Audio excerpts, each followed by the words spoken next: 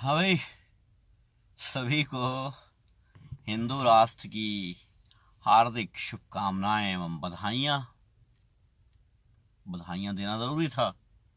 मैंने कहा दे देता हूँ। मुझे ऐसा लगा कि आप सबकी मनोकामना पूरी हुई है और अब आपने अपने देश को हिंदू राष्ट्र बना लिया है।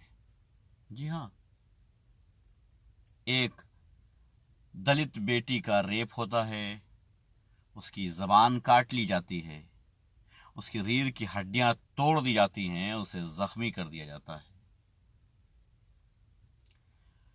रेप केस दर्ज नहीं होता है, नॉर्मल सा मारपीट का केस दर्ज किया जाता है। कुछ दिनों के बाद बयान आता है, फिर रेप केस बढ़ाया जाता है। फिर कुछ दिनों के बाद उसकी मौत हो जाती है और उसके बाद फिर 302 का मुकदमा लिखता है। मुजरिम चार हैं और चारों के चार ठाकुर हैं। ठाकुर, फिल्मों में देखा होगा ठाकुर की ठकुराई। पूरी बात सुन लेना, अच्छा लगेगा। मुजरिम चार हैं और चार के चार ठाकुर हैं। पुलिस प्रशासन परेशान है क्योंकि साथ में मुख्यमंत्री भी ठाकुर हैं। देखने की बात तो यह है कि अब एसपी, सीओ, डीजीपी भी ठाकुर तो नहीं है। डीएम साहब भी तो कहीं ठाकुर नहीं हैं। ऐसा क्या हुआ कि रातों रात उस शव को जलाना पड़ गया। परिवार तड़पता रहा, बिलखता रहा, लेकिन उस शव को पुलिस ने अपनी मर्जी से, परिवार को बिना दिए अपनी मर्जी से उस शव को जला दिया। जबकि मेरा जो मानना है, मैं जितना हिंदू धर्म को जानता हूं, उसमें ये है कि सूरज ढलने के बाद किसी तरीके का अंतिम संस्कार नहीं होता है। लेकिन ये दूसरा है ऐसा मसला जब यूपी पुलिस ने खुद से दूसरे के शव को आग लगा दी है।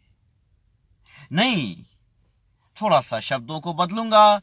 दूसरे के शव को आग नहीं लगाई है, बल्कि इस समाज के मुंह पे तमाचा मारा है। हिंदू राष्ट्र के मुंह पे तमाचा मारा है।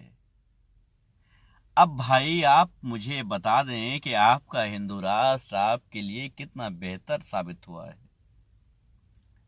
जब जब मैंने ये कहा कि आपको हिंदू राष्ट्र नहीं, संविधान से चलने वाला राष्ट्र चाहिए, आपने कहा कि ये मुल्ला है इसलिए इसे हिंदू राष्ट्र से जलन है।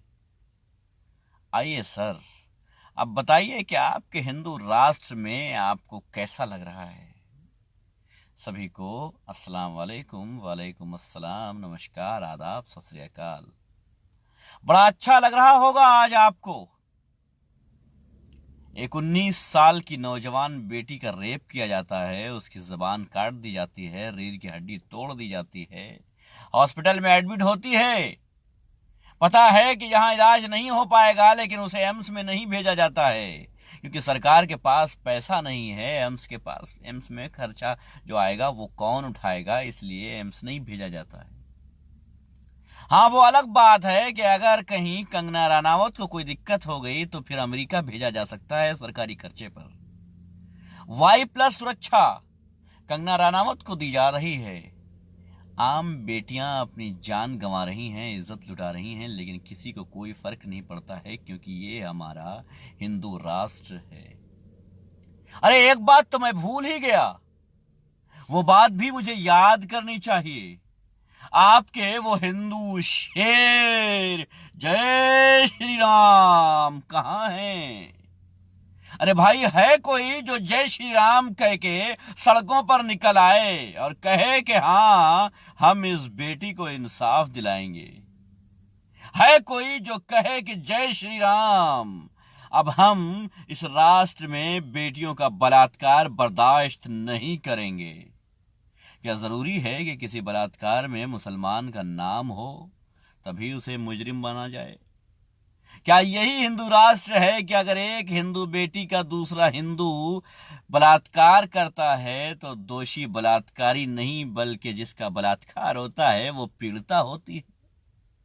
मैंने एक वीडियो सुनी है जिसमें कोतवाल साहब कह रहे हैं परिवार से कि गलती आप लोगों की भी है।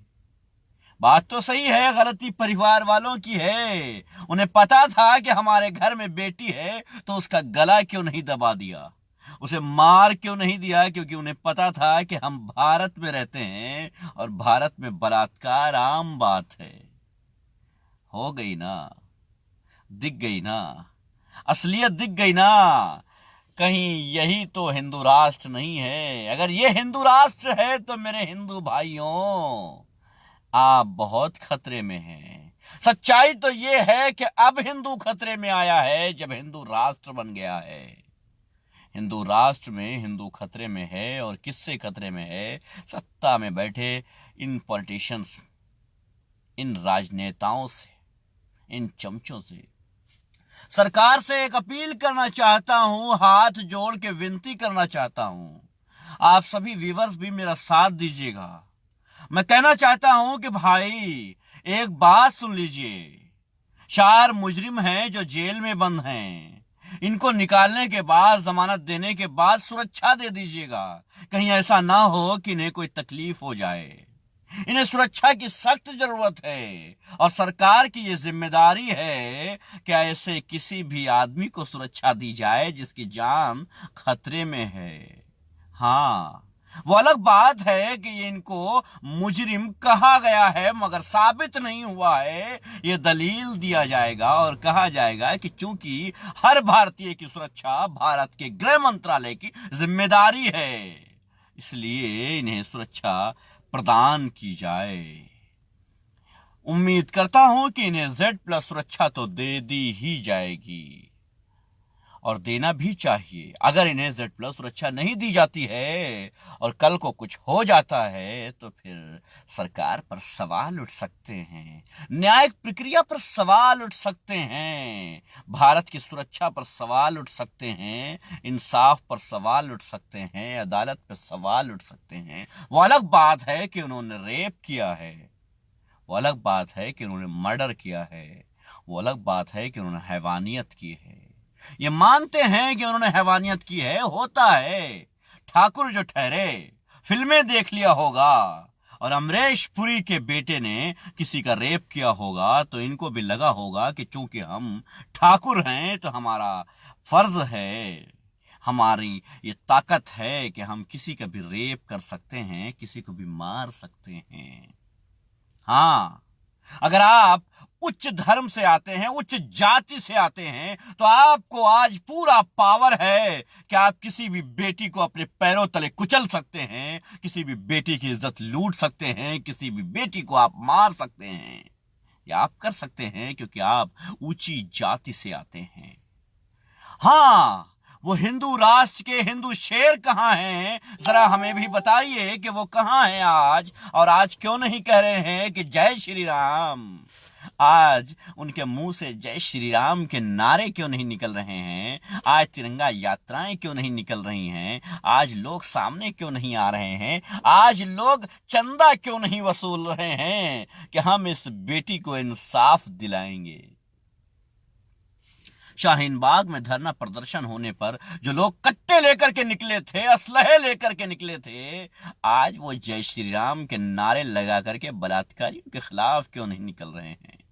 आखिर ऐसा क्या हो गया कि आज वो नहीं निकल रहे हैं, मैदान में नहीं आ रहे हैं, वो किसी को नहीं मारना चाह रहे हैं? आखिर क्या हो गया कि वो आवाज नहीं उठाना चाह रहे हैं? ऐसा क्या हो गया कि आज वो सरकार के बिकाऊ हो गए हैं? हिंदू राष्ट्र का चैलेंज करने वालों, बहुत बहुत बधाई तुमको कि आज हिंदू राष्ट्र बन गया है हमारा भारतवर्ष।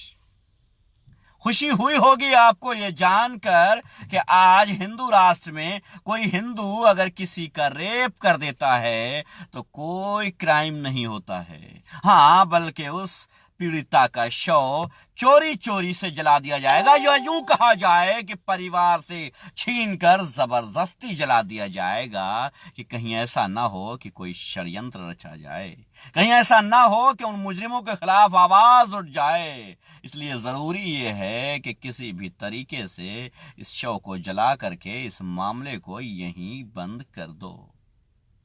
बहुत बहुत बधाई है आप सबको हिंदू राष्ट्र की। आप सब बहुत खुश होंगे आज, क्योंकि आज आपने हिंदू राष्ट्र में कदम रख लिया है। हाँ भाई, अगर हिंदू राष्ट्र मिल जाए तो फिर क्या कहने। इस तरीके का हिंदू राष्ट्र जो आपको जाति के हिसाब से सब कुछ समझाएगा। आप ठाकुर हैं, आप उच्च कोटि से आते हैं, आपके पास पैसा है, तो पड़ोस में रहने वाले किसी दलित, किसी गरीब, किसी मजदूर की बेटी की इज्जत कुचलना आपके लिए बहुत आसान हो गया है। मैं एक बात से बड़ा परेशान हूं। मैं समझ नहीं पा रहा हूं कि आज वो लोग कहां हैं जो कहते हैं कि हिंदू खतरे में है। क्या आज आपको हिंदू खतरे में नजर नहीं आ रहा? क्या आज आपको पता नहीं चल रहा है कि हिंदू खतरे में है?